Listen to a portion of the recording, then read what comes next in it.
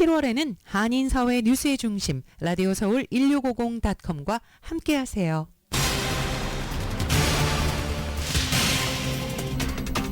카말라 해리스 부통령이 대의원 과반 지지를 확보한 것으로 알려지면서 대선 후보가 될 가능성이 커졌습니다.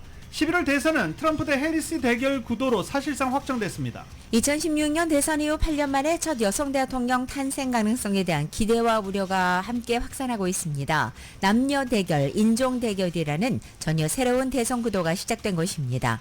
해리스 부통령이 민주당 대선 후보 티켓을 사실상 예약하면서 그의 러닝메이트인 부통령 후보를 정하기 위한 논의에도 속도가 붙고 있습니다.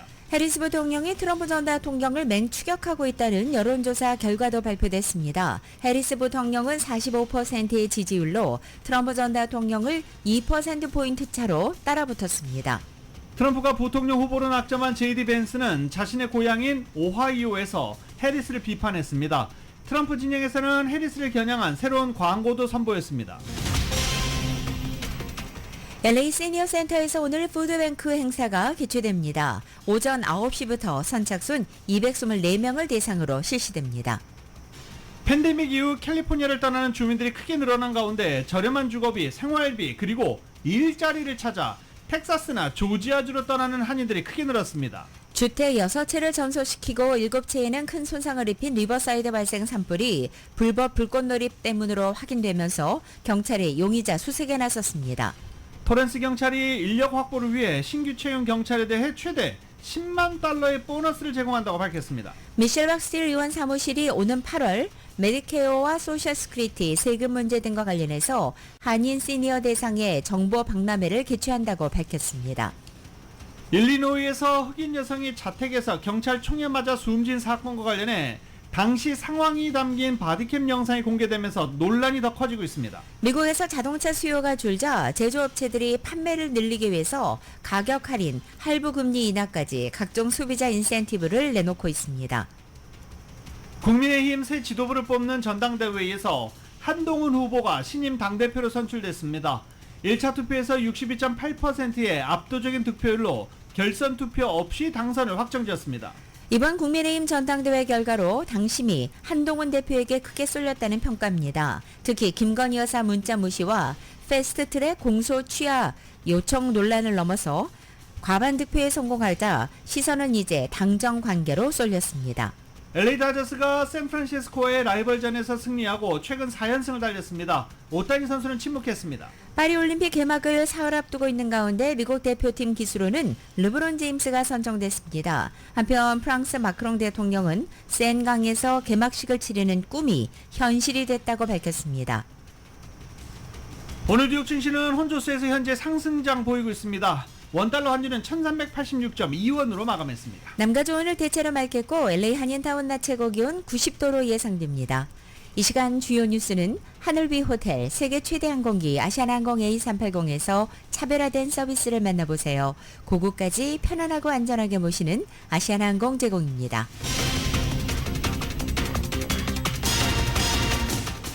여러분 안녕하십니까? 김윤정입니다. 안녕하십니까? 유지승입니다. 2024년 7월 23일 화요일 라디오 서울 모닝 뉴스 2부입니다. 자, 해리스 부통령의 보폭이 점점 더 커지고 있습니다. 바이든 대통령에게 감사를 표한 해리스 부통령은 민주당의 대선 후보직을 거머쥐기 위한 선거운동에 본격 착수했습니다. 어제 저희 모닝뉴스 시간에 백악관 정원에서 열려서 소개해드렸던 대학 스포츠협회 우승팀 축하 행사, 어제 그 축하 행사를 보고 저 자리에서 분명히 대통령직을 후보직을 수락할 것이다 라고 저희가 보도해드린 바 있죠. 그렇게 얘기를 했습니다. 그러면서 법무장관 출신인 해리스 부통령은 바이든 대통령의 장남 보 바이든과 함께 일하면서 바이든 대통령에 대한 이야기를 자주 들었다며 바이든 대통령의 업적을 비교적 상세하게 칭송했습니다. 한 번의 임기만으로 두 번의 임기를 마친 대통령들 대부분의 업적을 이미 능가했다라고 극찬을 하기도 했습니다. 해리스 부통령은 바이든 대통령의 선거 캠프가 있는 델라웨어주 윌밍턴도 방문하면서 본격적인 대선 후보의 행보를 이어가고 있습니다. 카말라 해리스 부통령이 비공식 집계이기는 하지만 대의원 과반 자리를 확보하면서 민주당 대선 후보 자리를 차지할 것이 분명해 보입니다. 따라서 11월 대선은 트럼프 전 대통령과 카말라 해리스 부통령의 새로운 대결 구도로 사실상 확정된 것으로 보입니다. YTN의 보도입니다. 대선 도전 포기를 선언하며 해리스 부통령을 지지한 바이든 대통령. 전대본부와 전화 통화에서 다시 한번 해리스를 도와달라고 당부했습니다. The name has changed at the top of the ticket, but the mission hasn't changed at all. And by the way, I'm not going anywhere. I'm going to be out there in the campaign with her, with Kamala. 해리스 부통령도 처음으로 직접 대권 도전 의지를 천명했습니다. And it is my intention to go out and earn this nomination and to win. 비공식 집계이긴 하지만 AP통신 설문조사 결과 민주당 대의원 절반이 넘는 2,214명이 해리스를 지지하는 것으로 나타났습니다. 대선 후보 지명에 필요한 매직 넘버를 이미 확보한 겁니다. 경쟁자로 분류됐던 개빈 뉴섬 캘리포니아 주지사 등도 해리스 지지 대열에 합류했고 낸시 펠로시 전 하원 의장을 비롯한 민주당 중진들도 잇따라 지지를 선언했습니다. 바이든 대통령의 사퇴로 다시 시작된 민주당의 대선 레이스가 사실상 해리스의 독주로 끝나면서 미 대선은 트럼프 전 대통령과 해리스 부통령의 승부, 보수 백인 남성과 진보 흑인 여성의 첫 대결이 됐습니다. 해리스 부통령은 성추문 입막음돈 소송에서 유죄 판결을 받은 트럼프의 범죄자 이미지와는 대조적인 자신의 검사 이력을 10분 활용할 것으로 보입니다. 또 낙태권을 강조하며 여성 지지세 확대를 꾀할 것으로 보입니다. If Trump gets the chance, he will sign a national abortion ban to outlaw abortion in every single state, but we are not going to let that happen. 바이든 대통령의 발목을 잡은 고령 리스크도 고스란히 트럼프 전 대통령에게 옮겨가게 됐습니다. 해리스와 트럼프가 근소한 차이로 접전을 벌이고 있다는 여론조사까지 나와 한껏 고무된 민주당 지지층이 해리스로 결집하면서 이번 대선이 치열한 박빙 승부가 될 것이라는 전망이 나옵니다. YTN 박영진입니다. 바이든 대통령의 자진 사퇴 발표 이후 민주당 교체 후보로 해리스 부통령이 맹추격하고 있다. 트럼프 전 대통령 맹추격하고 있다. 방금 전에 들으셨죠? 이 여론조사 결과 한번 볼게요. 모닝 컨설트에 따르면 바이든 대통령이 후보 사퇴를 발표한 이후 유권자 4,001명을 조사한 결과 해리스 부통령 지지율 45%로 트럼프 전 대통령 47%를 2%포인트 차이로 따라붙은 것으로 나타났습니다. 그 전에 실시한 여론조사, 바이든 대통령이 사퇴 발표를 하기 전에 실시한 여론조사에서는 이 양자 대결 시 트럼프 전 대통령과 해리스 부통령 양자 대결 시 지지율 격차 6%포인트였습니다. 많이 따라붙었죠. 해리스 부통령이 격차를 줄인 것은 집토끼 민주당 지지층의 결집 때문으로 해석됩니다. 민주당 유권자 65%는 해리스 부통령의 출마를 지지한다라고 응답했습니다. 지난달 말 같은 질문에 대해서 지지 입장을 밝힌 민주당 유권자들의 비율은 절반 수준에 불과했습니다.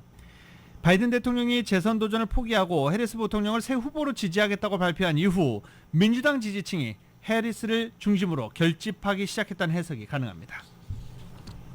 트럼프 전 대통령 측은 해리스의 등판이 유력해지자 본격적인 견제를 시작했습니다.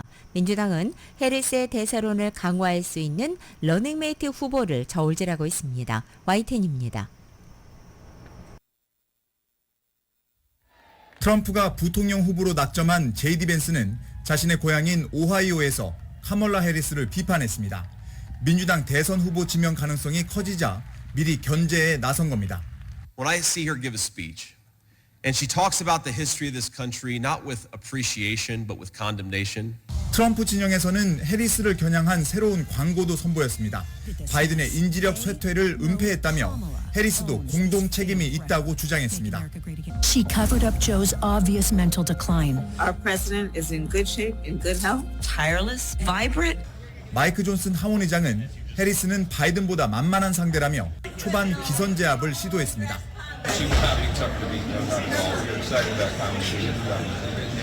하지만 해리스 대세론이 형성되면서 민주당에서는 러닝메이트 논의가 본격화하고 있습니다.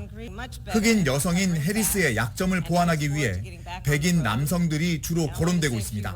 특히 경합주나 공화당 우세주 출신 주지사들이 승산을 높일 것으로 내다보고 있습니다. My plan is to serve out my full term. The only way that wouldn't happen is if I had an opportunity to help Kentuckians in a different way. 바이든 사퇴 당일부터 이틀간 실시한 여론조사에서는 트럼프와 해리스가 2%포인트 격차를 보였습니다. 또 민주당 지지자 65%는 해리스를 대선 후보로 지지한다고 밝혔습니다. 민주당이 해리스를 중심으로 빠르게 결집하고 있지만 경쟁 없이 해리스가 후보직을 차지하는 게 대선 본선을 위해 옳은 일인지 의문도 제기되고 있습니다. 워싱턴에서 YTN 권윤규입니다. 자, 이제 부통령 후보를 정하기 위한 논의 속도가 붙고 있는데 대통령과 부통령 후보를 각각 공식 지명하게 되는 민주당 전당대회가 한 달도 채 남지 않은 가운데 누가 부통령이 될지 CNN은 해리스가 선택할 최종 부통령 후보 명단이란 제목의 기사를 오늘 보도했습니다. CNN에 따르면 가족사항과 그 외 개인정보를 제출하라고 요구받은 민주당 인사들 가운데는 로이 쿠퍼, 노스캐롤라이나 주지사, 조시 셔피로, 펜실베니아 주지사, 막 켈리, 애리조나주 상원의원이 포함되어 있는 것으로 알려졌습니다. 이들 3인은 그동안 거론되어 온 약 10명의 후보군에 들어가 있던 인물로 모두 백인 남성이면서 7대 경합주 출신이라는 공통점이 있습니다. 유색 인종 여성으로 민주당 텃밭인 캘리포니아를 지역적 기반으로 하는 해리스 부통령의 보완제 역할을 하면서 공화당의 트럼프, J.D. 벤스 상원의원 이 대통령 부통령 조합에 대응하려면 부통령 후보에는 경합주 출신의 백인 남성이 낙점되지 않겠냐라는 관측에 무게가 실려왔던 상황입니다. 10명 안팎의 전체 후보군은 대부분 주지사나 의원 등 선출직 공무원들이었습니다. 이와 관련해서 정치매체 더 힐도 민주당 전략가들과 의원들이 흑인 및 아시아계 여성인 해리스 부통령의 약점을 상쇄하며 균형추 역할을 해줄 수 있는 러닝메이트를 골라야 한다면서 경합주 지역에서 부통령 후보를 찾을 것을 촉구하고 있다라고 보도하기도 했습니다. 이 가장 주목되고 있는 인물은 현재 펜실베니아주의 셔피로 주지사입니다.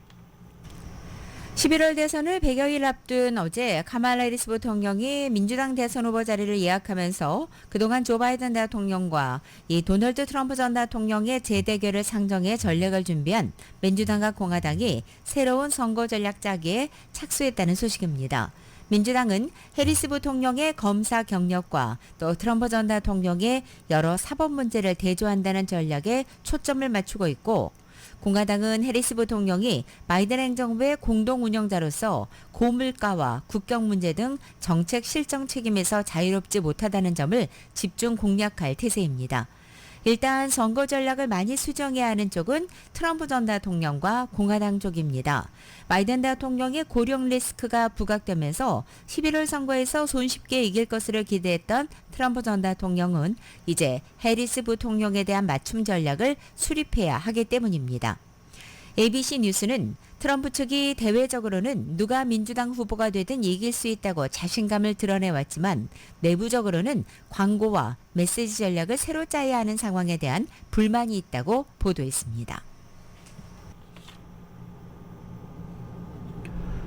8년 만에 첫 여성 대통령 탄생 가능성에 대한 기대와 우려, 유권자 사이에서 확산하고 있습니다.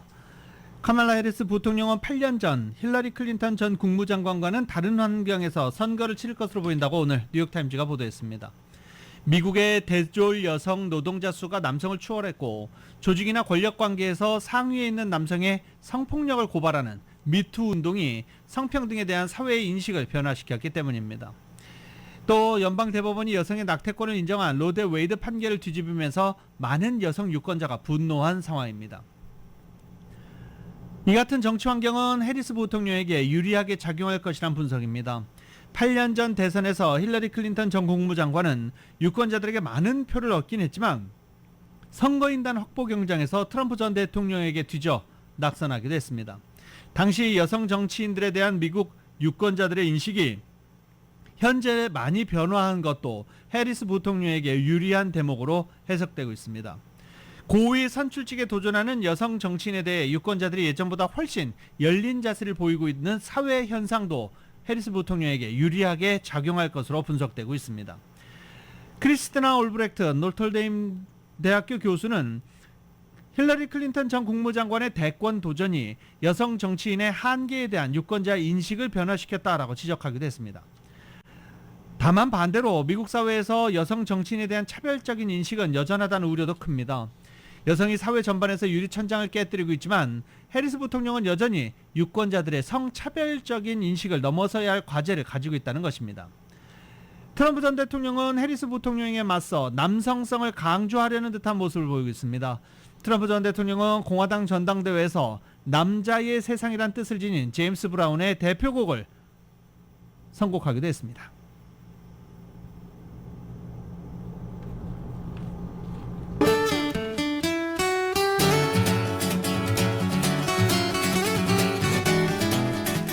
(7월 23일) 화요일 남가주의 날씨입니다. 남가주 지역 오늘도 맑은 날씨에 낮 기온은 어제보다 1, 2도가량 오르겠습니다. 수요일인 내일과 목요일의 낮 기온 2, 3도가량 더 높아져서 이번 폭염의 절정을 보이겠습니다. 그리고 금요일부터는 폭염의 기세가 점차 누그러들기 시작하겠고 토요일에는 평년 기온을 회복하겠습니다. LA 한인타운의 오늘 낮 최고 기온 90도, 밤 최저 기온은 67도, 오렌지 카운티 지역은 89도, 68도, 밸리와 일랜드 엠파이어 지역은 104도, 70도, 해안 지역은 77도, 67도 예상됩니다. 한국 오늘도 무더위 속에 곳곳에 비가 내리겠습니다. 서울의 오늘 아침 최저 기온 77도, 낮 최고 기온은 87도로 예상됩니다.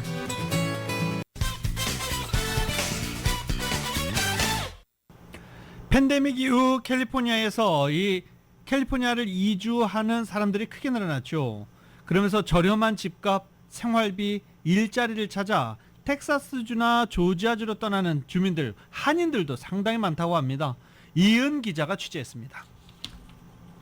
한인 2세인 30대 직장인 김 씨는 최근 새 직장을 찾아 텍사스 댈러스로 이주했습니다.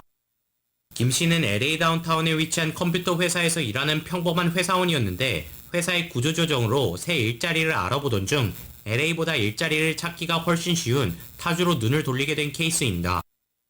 텍사스, 조지아, 애리조나, 네바다, 플로리다 등의 옵션이 있었는데 최근 삼성의 투자를 받은 데다 주정부의 소득세가 없어 생활비를 넉넉하게 쓸 수 있는 텍사스를 선택하게 됐다고 합니다.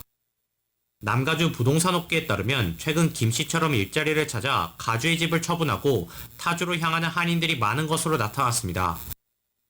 가주에 비해 일자리도 많고 주택이나 가스 등 생활비가 저렴한 것이 큰 요인으로 작용하고 있습니다. 남가주 한인들은 주 소득세가 없고 최근에 삼성의 투자를 받은 텍사스나 현대나 기아자동차 협력업체가 많은 조지아로 많이 떠났으며 네바다나 애리조나 등지로 떠나는 한인들도 꽤 됩니다. 케네스주 모어랜드 프로퍼티 대표는 남가주 한인들이 타주로 향하는 가장 큰 이유는 주택가격 때문이라고 지적했습니다. 웬만한 주택이 사이즈도 괜찮은 사이즈에 40만 불, 50만 불 그 정도 가격이 주를 이루고 있거든요. 달라스 근방이라든지 동네도 괜찮은 동네. 가주의 경우 치솟은 집값 때문에 퍼스트홈 바이어에게는 다운 페이먼트를 구하는 것이 부담이라 주택가격이 싼 지역으로 눈을 돌린다는 것입니다. 크리스티신 남가주 한인 부동산협회 사무장에 따르면 집값과 함께 전반적으로 생활비가 적게 드는 지역이 남가주 한인들에게는 매력적으로 다가온다는 것입니다. 근데 그런 거에서 여기는 1밀리언에 예를 들어서 1.1%가 average tax rate이다. 그쪽은 2.25가 거의 배인 거죠. 네. 그래도 더 싸다. 왜냐? 집값이 싸니까. 그래서 옮기시는 거예요. 젊은 직장인들 외에도 LA에서 스몰 비즈니스를 운영하는 한인들도 타주로 떠나는 경우가 늘어나고 있다고 LA 한인상공회의소 측은 전했습니다. 중장년층으로 가주에서 이미 터전을 잡은 비즈니스 업주들의 경우 비즈니스 운영 여건이 보다 더 나은 곳에서 영업하기를 원하면서 타주로의 이주를 결단을 내리는 경우가 늘어나고 있다는 것입니다. 김봉현 전 LA 한인상의 회장은 최근 LA 한인타운을 비롯해 가주 전역에서 비즈니스나 주민들을 상대로 강절도 행각이 늘어나면서 비즈니스 운영이 더 어려워지고 있는 상황에서 한인업주들이 치안이 좋은 타주로 눈길을 돌리고 있다고 전했습니다. 경범도 잡지 않고 이러니까 도둑들도 많아지고 그러니까 이제 아주 무법천지 같이 됐잖아요. 지금 현재 LA 카운티가 이런 쪽이. 그렇게 되다 보니까 비즈니스 하시는 분들이 너무 힘들어하세요. 인상된 종업원의 임금이나 높은 세금도 업주들을 타주로 향하게 만드는 원인이 되고 있습니다. 자녀교육 환경 면에서도 타주를 선호하는 한인들도 꽤 있는 것으로 나타났습니다. 급진적인 성교육 정책을 가진 가주에 비해 학업에 집중하는 타주의 교육 환경을 선호하는 한인 학부모들이 늘어나고 있다는 것입니다. 라디오 서울 뉴스 이은입니다. 인력 부족에 시달리고 있는 토렌스 경찰국이 경관 채용을 늘리기 위해서 신규 채용 시 최대 10만 달러의 보너스를 제공할 계획이라고 합니다. 보도국에서 전해드립니다. 토렌스 시의회는 토렌스 PD 경관 모집과 유지를 위해 연간 460만 달러 규모의 파일럿 프로그램을 승인했으며 거액의 예산 확보로 토렌스 PD에서는 신규 채용 경관의 근무 첫 해 동안 최대 10만 달러에 달하는 사이닝 보너스를 제공할 수 있게 됐습니다. 토렌스 경찰국은 현재 219명 정규직 경관 중에 35개 자리가 공석입니다. 토렌스 경찰국에서는 가장 능력 있다고 여겨지는 후보군을 신규 경관으로 채용할 때 5만 달러의 보너스를 받게 되며 퇴역 군인의 경우 추가로 2만 달러의 보너스를 받게 됩니다. 스와팀 출신 경력에 대해서도 추가로 인센티브를 받게 됩니다. 능력 있다는 여겨지는 후보군은 그만큼 트레이닝 비용이 절감되기 때문에 높은 사이닝 보너스를 제공한다는 것입니다. 추가 인센티브는 전문 세부 사항당 15,000달러로 제한됩니다. 사이닝 보너스의 절반은 채용 시 지급되며 신입 경관이 수습을 마치면 25%가 지급되고 근무 1년이 지나면 나머지 25%가 지급됩니다. 경찰학교 출신 신입 경관의 경우 2만 달러의 사이닝 보너스가 지급됩니다. 퍼블릭 세이프티 포지션에도 채용 보너스가 주어집니다. 라디오 서울 보도국 뉴스룸입니다. LA 한인회가 내일 메디칼 웨비나를 개최한다고 합니다. 또 미셸 박스틸 의원 사무실이 메디케어, 소셜 시큐리티, 국세청 등과 관련해서 한인 시니어층들의 궁금증을 풀어줄 수 있는 시니어 정보 박람회도 한다고 합니다. 이 두 타운 정보 소식 보도국에서 전해드립니다. LA 한인회가 오는 24일 수요일 오전 11시에 LA 카운티 사회보장국 담당자를 초청해 메디칼 웨비나를 개최합니다. 그동안 메디칼은 신청 자격 요건으로 신분과 신청자 가정의 총 자산과 수입을 통해 자격 여부가 결정됐는데 올해부터는 자격 요건이 크게 완화돼 신분이나 자산에 상관없이 오직 수입으로만 자격 여부가 결정되는 방식으로 변경됐습니다. 특히 해외 자산이나 생활 보조금인 SSI와의 연계 여부, 메디칼 수혜자 사망 시 자산 환수 여부 등 다양한 상황에서 메디칼을 유지하고 재신청하는 것에 대한 문의들이 꾸준히 늘고 있어 이번 웨비나에서는 메디칼 관련 변경된 점을 중심으로 한인들이 궁금증을 해소할 수 있는 기회가 됩니다. 이웃케어 클리닉의 협조로 서류 미비자의 메디칼 신청 등 신규 신청과 갱신에 대한 설명도 제공할 예정입니다. 관련 문의는 한인회 323-732-0700번으로 하면 됩니다. 가주 연방하원 미셸 박스틸 의원 사무실이 메디케어, 소셜 시큐리티, 국세청 등과 관련해 한인 시니어층의 궁금증을 풀 수 있는 시니어 정보 박람회를 오는 8월 13일 개최합니다. 정보 박람회는 이날 오전 10시부터 낮 12시까지 라팔마 지역 7821워커 스트릿에 위치한 라팔마 커뮤니티 센터에서 개최됩니다. 관련 문의는 전화 213-272-7427번으로 하면 됩니다. 라디오 서울 보도국 뉴스룸입니다. 패스트푸드 체인인 맥도날이 미국 내 매장에서 한시적인 기획 상품으로 내놨던 $5 세트 메뉴 판매 기간을 연장하기로 했습니다. 맥도날은 미국 내 점포에 보낸 공지문에서 당초 이달 말까지였던 $5 세트 메뉴 판매 기간을 연장하는 방안에 93% 이상의 점포가 찬성했다라고 알렸습니다. 따라서 맥도날은 미국 내 대다수 점포를 대상으로 $5 세트 판매 기간을 8월까지로 한 달 더 연장할 방침입니다. 베가스 다녀오신 지 오래되셨습니까? 네. 요새 남가주 폭염 대단하죠. 근데 베가스에서 살다 오신 분이 야, 이 정도면 외출할 정도야 라고 이야기하시더라고요. 베가스 가시면 보통 어디 먼저 가십니까? 네, 벨라지오 뭐 그 분수쇼 보러 가시는 분들도 있고 여러 가지 화산쇼를 보러 가시는 분들도 계시고 그리고 직접 유료 쇼를 보러 가시는 분들도 계시고 그렇습니다. 이 화산쇼로 유명했던 호텔 기억나십니까? 미라지 호텔? 네. 역사 속으로 사라집니다. KBS입니다. 거대한 화산이 분수처럼 불꽃을 뿜어내는 화산쇼로 유명했던 미라지 호텔. 1989년 개장해 라스베이거스의 명물로 자리매김한 마지막 화산쇼를 끝으로 34년 만에 영업을 중단했습니다. 호텔이 문을 연 첫날부터 화산쇼를 보며 일해온 보니 씨는 이제 마지막 모습을 바라보며 만감이 교차합니다. It's very, very emotional to see it go. We're all like a family, so many memories, and it's just been fantastic. 미라지 호텔의 마지막 모습을 보기 위해서 일부러 호텔을 찾아온 관광객들도 아쉬움을 금치 못합니다. But they've been here since 4 or 5 in the morning.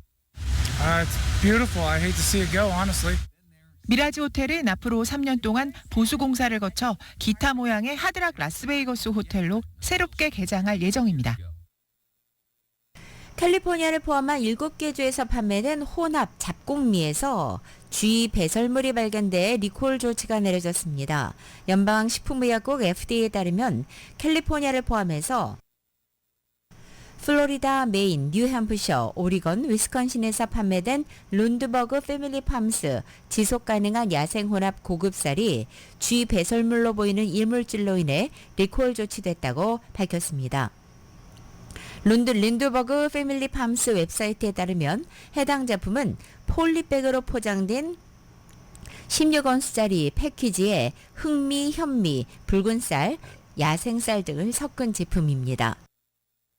FDA는 리콜 대상 제품을 구입한 소비자들은 이것을 즉각 폐기하고 구입처에 연락해 환불을 받으라고 조언하고 있습니다. SAT와 함께 대입 수학 능력 시험의 양대 산맥인 ACT의 시험 형태가 내년 봄부터 대폭 개편됩니다. ACT 주관사에 따르면 ACT 응시 시간은 현재 3시간에서 2시간가량으로 크게 단축됩니다. 또 과학 영역이 선택 과목으로 변경돼 필수 시험 영역이 영어와 독해, 수학 등 3과목으로 줄어듭니다. 각 영역별로 문항수가 적어져 전체 시험 문제가 44개 더 줄어들고 독해 지문 길이도 짧아집니다. 시험 형태 개편과 함께 응시료도 낮출 계획입니다. ACTA 같은 변화는 올 초 단행된 SAT 개편을 의식한 결과로 보입니다.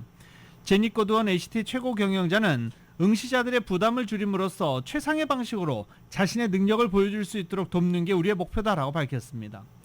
ACT는 2023년 고등학교 졸업생 약 60%가 최소 1회 이상 ACT 시험을 치렀습니다. ACT 평균 점수는 36점 만점에 19.5점으로 전년의 19.8점보다 2023년에는 다소 낮아졌습니다. SAT 주관사인 컬리지 보드도 올 3월 치러진 시험부터 시험기간 등을 대폭 줄인 디지털 방식의 SAT로 전환한 바 있습니다.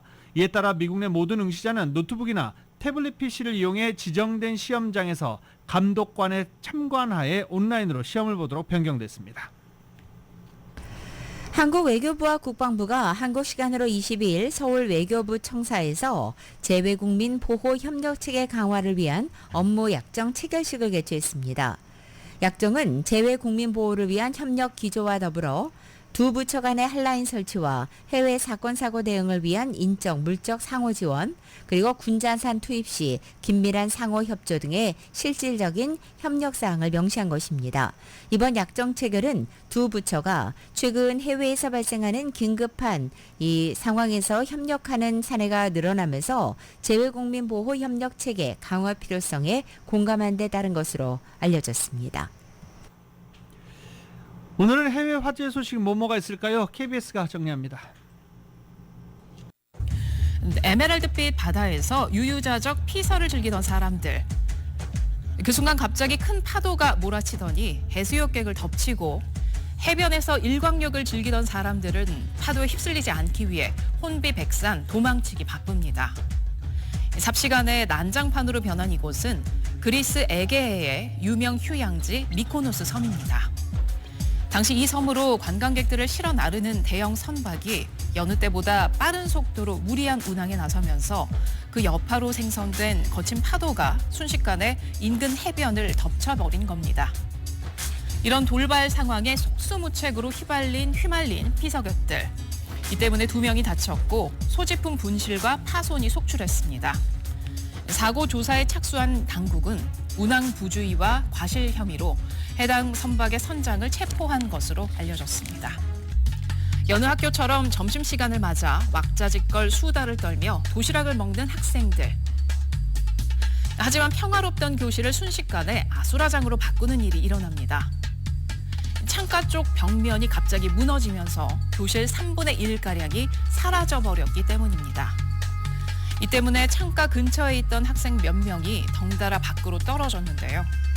천만다행으로 교실이 높은 층에 있지 않아 떨어진 학생 중 한 명만 경상을 입었습니다. 이 사고를 두고 지역 주민과 학교 관계자들 사이에서 공방이 이어지고 있는데요.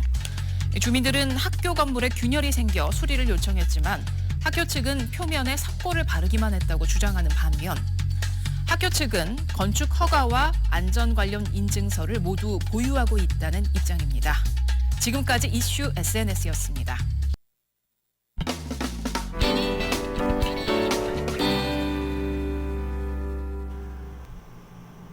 라디오서울 모닝뉴스 함께하고 계십니다.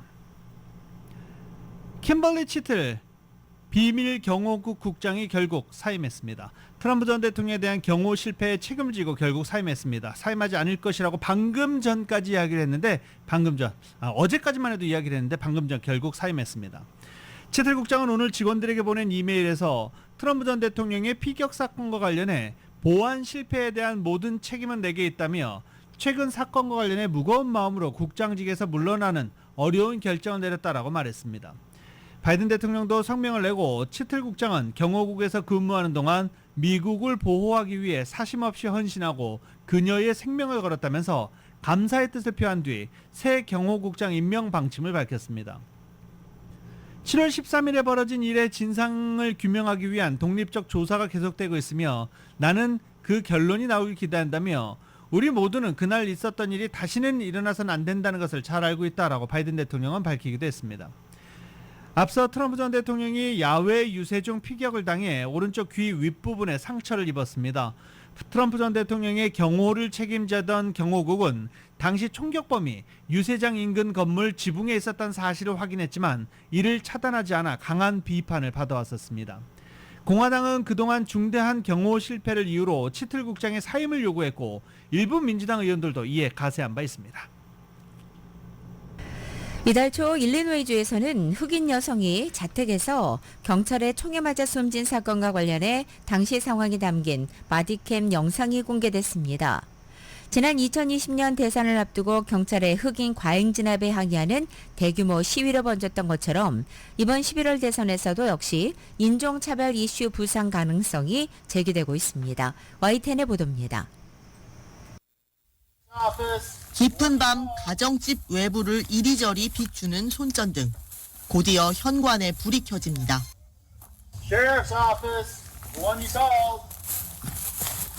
집에 있던 흑인 여성 36살 소냐 메시가 911 신고를 한 건데 경찰은 횡설수설하는 메시를 다그치다시피 몰아세웁니다. I heard somebody outside. Yeah, we checked your house, we checked your backyard. I walked all the way through all these backyards. We checked your front yard. 조금 뒤 함께 집 안으로 들어온 메시와 경찰. 신분증을 찾던 메시가 부엌으로 가서 끓는 물을 싱크대에 붓고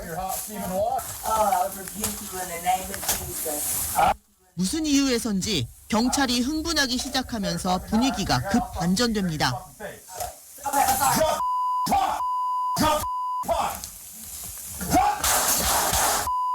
얼굴에 총을 맞은 메시는 그 자리에서 숨졌습니다.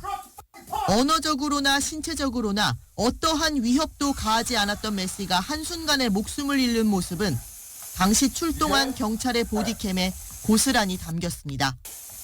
총을 쏜 30살 백인 부보안관 션 그레이스는 1급 살인 혐의로 기소됐습니다.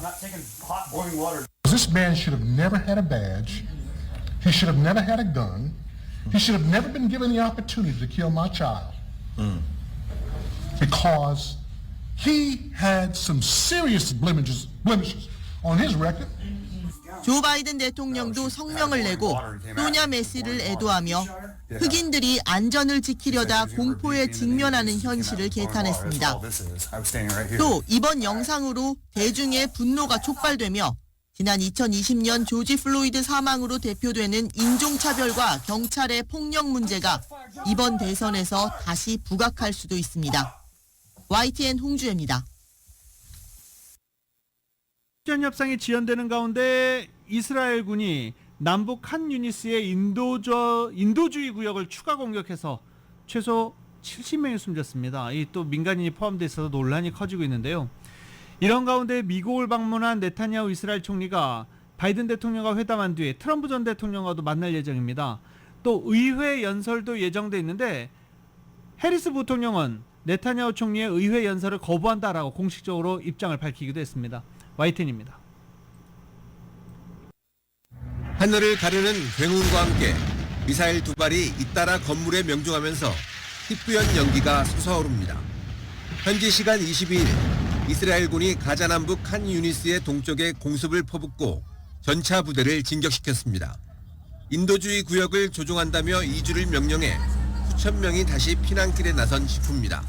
가자지구 보건부는 하루 동안 이 지역에서 최소 70여 명이 숨졌다고 주장했습니다. 미처 피하지 못한 여성과 어린이 피해가 컸습니다. 가자 중부에선 병원 인근에 있던 취재용 텐트가 공습을 받아 현지 언론인 1명이 추가로 숨졌습니다. 가자 보건당국은 지난해 10월 이후 사망자가 3만 9천 명을 넘어섰다고 집계했습니다. 이런 가운데 베냐민 네타냐후 이스라엘 총리는 미국 방문길에 나섰습니다. 바이든 대통령이 대선 후보에서 사퇴한 이후 레임덕까지 거론되는 상황에서 처음 만나는 외국 정상입니다. 이스라엘은 하마스 외에도 레바논 무장정파인 헤즈볼라, 예멘 후티 반군과도 전선이 확대되고 있어 미국의 지원이 절실한 상황입니다.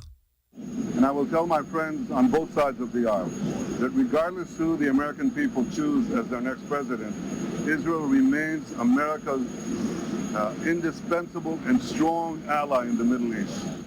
네타냐후 총리가 하마스와의 휴전 협상을 노골적으로 지연시키는 것도 트럼프 전 대통령이 승리할 가능성을 감안한 것이란 분석도 나옵니다.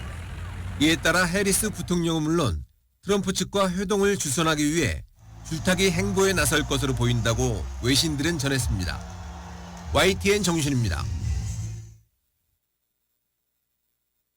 조 바이든 대통령의 대선 후보직 사퇴로 미국의 외교 영향력에도 누수가 우려되는 가운데 토니 블링컨 국무부 장관이 부내 회의를 소집하고 그동안 해왔던 외교정책 목표 완수에 집중할 것을 주문했습니다. 블링컨 장관은 어제 오전 국무부 내 고위직 인사들을 모두 소집해 이같이 밝혔다고 매슈 밀러 국무부 대변인이 브리핑을 통해 전했습니다.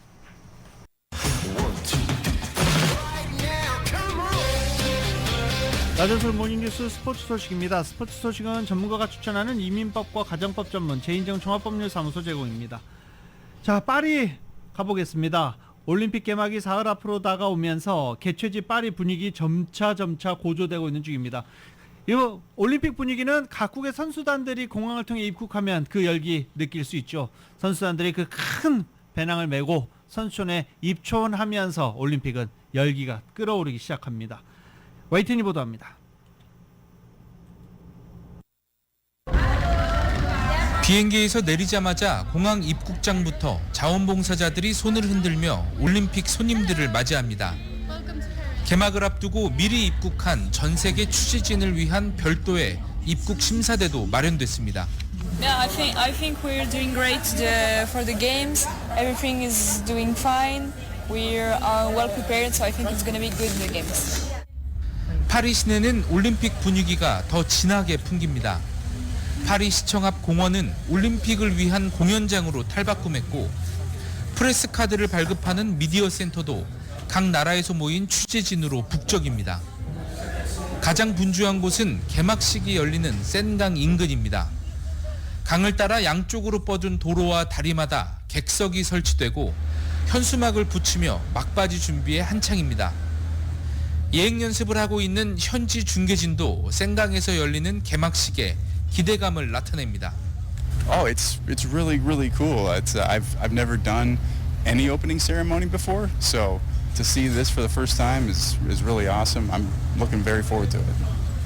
개막식 준비로 도로 곳곳이 통주되면서 일부에선 경찰과 시민들의 실랑이가 벌어지기도 하고 주요 관광지와 거리마다 경찰이 배치돼 순찰이 강화된 것도 올림픽 개막을 코앞에 둔 파리의 풍경입니다. 올림픽 개막이 사흘 앞으로 다가오면서 파리 시내 곳곳은 한층 더 분주해진 모습입니다. 파리에서 YTN 양시창입니다. 이번 파리올림픽에서 IOC 선수위원에 도전한 골프 여제 박인비 선수도 본격 유세에 돌입했습니다. 최근 둘째를 임신해서 홀몸은 아니지만 박인비는 열정의 크기만큼은 100%라면서 분주하게 움직였습니다. KBS입니다. 감기 증세로 예정보다 나흘 늦게 도착한 파리올림픽 선수촌. 비가 흩뿌리는 가운데 박인비는 태극기 우산을 받쳐들고 세계 각국에서 몰려든 선수들 사이로 파고들었습니다. Running as IOC Athletes Commission member this year. I play golf. I'm a professional golfer. So when you guys have time to vote, please vote for me. What sport are you guys playing? 최근 둘째를 임신해 체력적으로는 힘에 부칠 수도 있지만 박인비는 긍정 에너지로 가득 차 있습니다. 정말 몸이 무겁고 아무래도 조금 홀몸일 때보다는 조금 더 힘들 수 있지만 아이한테나 저한테나 되게 잊을 수 없는 그런 경험이나 추억이 되지 않을까 생각하면서 이번 선거는 최종 후보 32명을 대상으로 파리올림픽에 참가한 선수들이 투표를 해 상위 득표자 4명이 선수위원으로 뽑힙니다. 물론 뭐 확률이 100%는 아니지만 열정만큼은 100%의 열정으로 제가 할 수 있는 최선을 다해서 잘 하고 잘 마무리하고 가겠습니다. 박인비가 선수위원에 뽑힐 경우 한국 IOC 위원은 이기흥, 김재열 회장과 함께 3명이 유지돼 국제 스포츠 외교에 큰 도움이 될 전망입니다. 박인비는 투표 결과가 공개되는 다음 달 7일까지 파리 부르투도록 이곳 선수촌을 돌아다니며 소중한 한 표 한 표를 호소할 예정입니다. 파리에서 KBS 뉴스 손기성입니다. 자, 이제 올림픽 대표팀 선수단들이 입장할 때 개막식 때 입장을 하잖아요. 그럼 이제 기수 누가 할 것인가?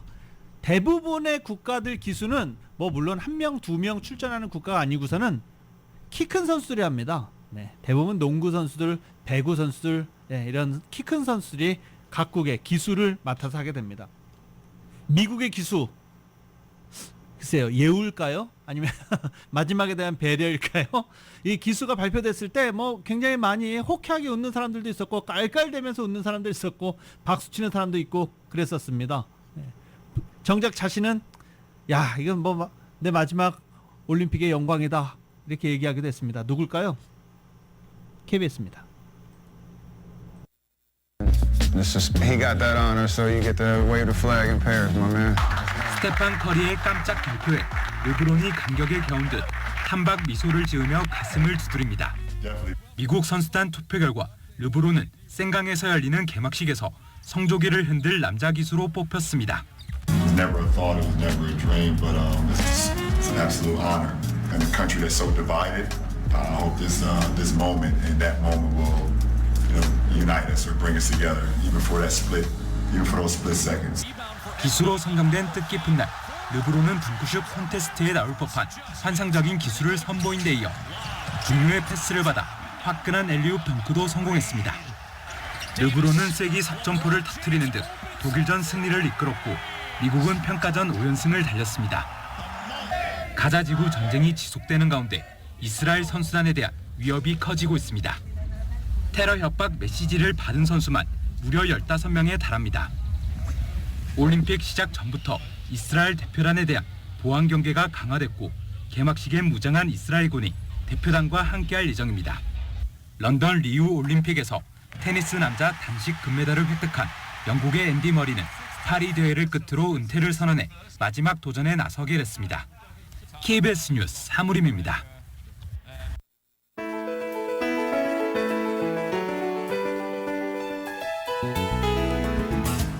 자, 저희가 뭐 오늘 내일 정도면 날씨가 수그러질 것이다 라고 했는데 이게 금요일까지 연장됐습니다. 오늘 LA 낮 최고 기온도 90도까지 올라가는 뭐 폭염 예상되고 있습니다. 건강에 각별히 유의하시기 바랍니다. 2024년 7월 23일 화요일에 전해드린 라디오설 모닝뉴스 여기서 마치겠습니다. 지금까지 진행의 유지승, 김윤정이었습니다.